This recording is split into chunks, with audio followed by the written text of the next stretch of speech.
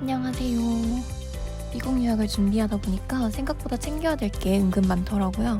그냥 짐 싸고 비행기 타면 끝인 줄 알았는데 아니었어요. 은근 생각하지도 못했던 부분도 많아가지고 제가 겪었던 것들을 한번 공유해보려고 합니다. 오늘은 몸과 마음 준비편이에요. 모두가 꼭 해야 되는 기본 중의 기본. 건강검진, 예방접종, 그리고 보험에 대해서 이야기해보고자 합니다. 혼자 있는데 아프면 진짜 서럽잖아요. 특히나 혼자 미국에 있으면 병원 가기도 어렵고 의료 용어는 한국어로도 알아듣기 힘든데 영어로는 더 막막할 것 같더라고요. 또 미국에서 아프면 돈 정말 많이 들어요. 그래서 건강검진은 반드시 꼭 하고 가시기를 추천드립니다. 건강검진 받고 별탈 없으면 다행인데 혹시 추가 검사나 치료가 필요할 때를 대비하여 적어도 한 달, 가능하면 3달 정도는 넉넉하게 잡고 검진받는 게 좋은 것 같아요. 국가에서 2년에 한 번씩 기본검진을 무료로 해주는데 짝수연도면 짝수 출생자, 홀수연도면 홀수 출생자가 대상이에요. 저는 올해 대상자는 아니었는데 작년에 받지 않아서 올해 받을 수 있다고 하더라고요. 그런데 집 앞에 새로 생긴 건강검진센터에서 패키지 할인을 하길래 그냥 그걸로 진행했습니다. 국가 기본검진에 검사 추가하는 것보다 패키지가 더 싸더라고요. 제가 의학에 대한 지식이 많이 없으니까 은근히 뭐 할지 고르는 것도 어렵더라고요. 저는 위내시경, 대장내시경, 복부 초음파, 갑상선 초음파, 산부인과 검사 추가했습니다. 총 50만원 정도 들었는데 본인 건강 상태에 따라서 고르시면 될 것 같습니다.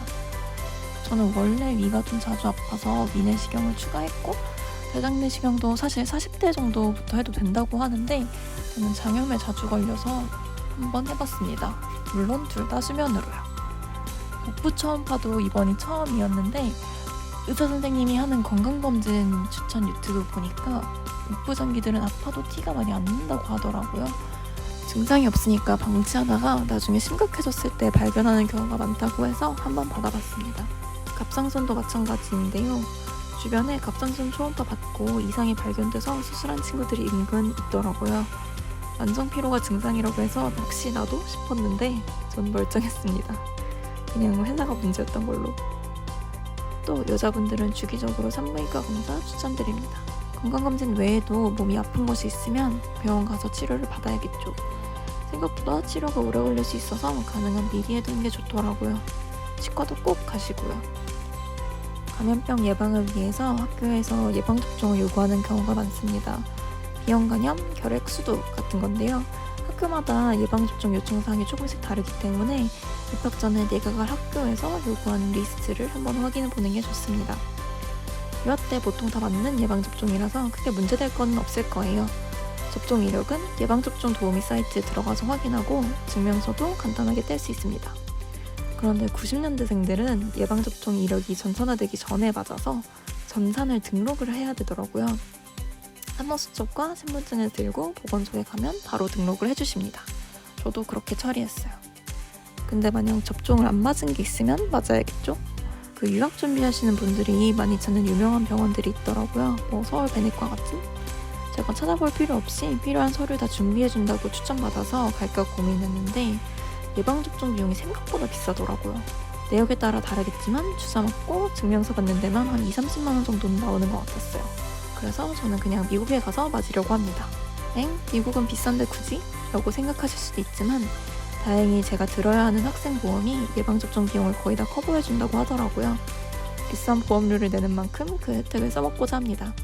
학기가 7월 말에 시작하는데 예방접종 증명서는 10월까지만 제출하면 되니까 학기 시작하자마자 맞으면 충분할 것 같아요.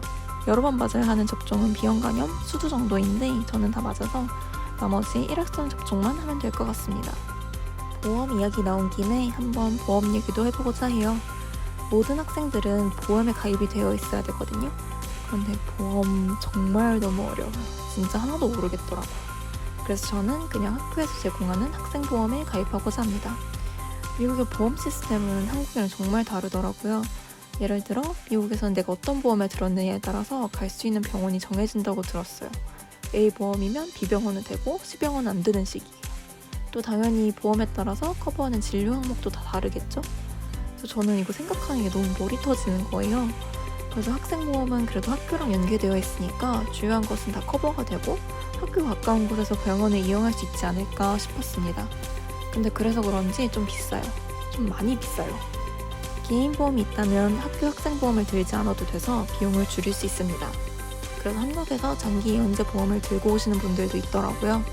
근데 그걸로 학교 학생 보험을 대신하려면 여행자 보험이 학교에서 요구하는 조건들을 다 충족해야 돼요.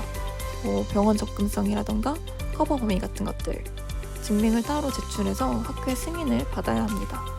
물론 보험사들이 알아서 다 맞춰주긴 하겠지만 저는 이 과정이 너무 복잡하게 느껴졌어요. 또 미국 보험사를 통해서 직접 보험을 드는 방법도 있는데 이건 더 말할 것도 없이 더 어렵겠죠. 그래서 저는 그냥 처음엔 학생보험을 들려고 합니다. 또 저는 졸업 후에 미국에서 계속 일할 계획이 있기 때문에 미국 내에서 보험 기록을 차곡차곡 쌓아두는 게 나을 것 같더라고요. 보험 이력도 하나의 신뢰 지표가 될 테니까요. 그리고 학생보험을 통해 미국 보험 시스템이 어떻게 돌아가는지 실제로 한번 경험해보면 졸업 후에 미국에서 다른 보험을 들 때도 훨씬 수월하지 않을까 싶습니다. 추가로 한국 보험에 대해서 잠깐 이야기해볼게요. 전 사실 원래 한국에서 보험이 따로 없었어요. 놀랍죠? 항상 들어야지 하면서도 미루다 보니까 결국 이렇게 됐네요. 한국 보험은 외국에선 보장이 안 돼서 사실 무용지물이긴 한데 원래 한국 보험이 있던 분들은 계속 유지하시더라고요. 유학 후에 다시 한국에 돌아올 수도 있으니까요. 보험은 한 살이라도 어릴 때 가입하는 게 좋으니까 지금이라도 가입하고 가는 게 어떻겠냐는 의견도 있었는데요. 일단 저는 미국에서 거주할 생각이라서 한국 보험은 들지 않고 가기로 했습니다. 만약 나중에 귀국하더라도 한 30대 초중반 정도니까 그때 가입해도 괜찮을 것 같아요. 보험이 워낙 복잡해서 저도 잘 모르지만 저랑 비슷한 상황인 분들께 참고가 되면 좋겠습니다. 혹시 더 잘 아시는 분들 있으면 저도 좀 알려주세요. 이렇게 건강에 대한 이야기는 여기서 마무리할게요. 다음에는 한층 더 현실적인 집 구하기와 이사 이야기를 해보고자 합니다. 다음에 또 만나요.